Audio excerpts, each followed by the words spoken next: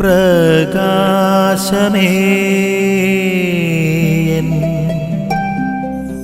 മിഴി തുറക്കുക വേഗം. വിശുദ്ധ ലൂക്കായുടെ സുവിശേഷം 8-ാമത്തെ അധ്യായം 26 മുതലുള്ള വാക്യങ്ങൾ. ഒരു പിശാച് ബാധിതനായ കണ്ടുമുട്ടുന്ന ഈശോയാണ് നമ്മളിവിടെ ധ്യാന വിഷയമാക്കി മാറ്റുന്നത്.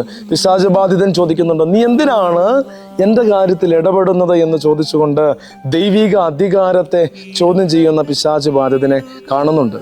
അവിടെ നിന്ന് ഈ വ്യക്തിയിൽ പ്രവേശിക്കുന്ന പിശാചിനെ അത് അവിടെ നിന്ന് പുറത്താക്കുന്ന രംഗമാണ് ഇവിടെ നമ്മൾ കാണുന്നത്. ഈ ധ്യാന വിഷയം നമ്മളൊക്കെ വായിച്ചിട്ടുള്ളതാകാം, പ്രാർത്ഥിച്ചിട്ടുള്ളതാകാം. പിശാചിൻ്റെ മേൽ അധികാരമുള്ള ക്രിസ്തുവിനെയാണ് നമ്മൾ കണ്ടുമുട്ടുന്നത്. ഈ ലോകത്തിൻ്റെ അന്ധകാര ശക്തികളെ നശിപ്പിക്കുവാൻ തക്ക വിധത്തിൽ അവയ്ക്കെല്ലാം മേൽ അധികാരമുള്ള കർത്താവിൻ്റെ സ്നേഹത്തെയും ശക്തിയെയും കുറിച്ചാണ് നമ്മളിവിടെ ധ്യാനിക്കുന്നത്.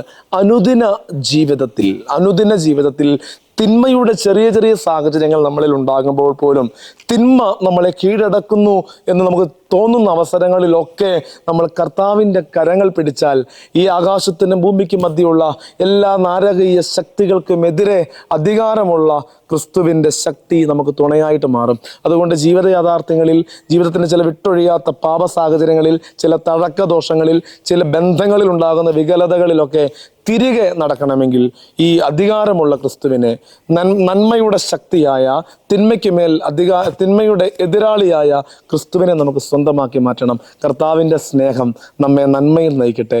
തിന്മയെ വിട്ടകന്ന് നന്മയെ പുണരുവാനുള്ള കൃപ എല്ലാ അന്ധകാര ശക്തികളുടെയും മേൽ അധികാരമുള്ള ക്രിസ്തുവിൻ്റെ സ്നേഹത്തെ നമുക്ക് ലഭിക്കട്ടെ എന്ന് പ്രാർത്ഥിക്കാം. അതിനുള്ള കൃപ ഈശോ നമുക്ക് നൽകട്ടെ.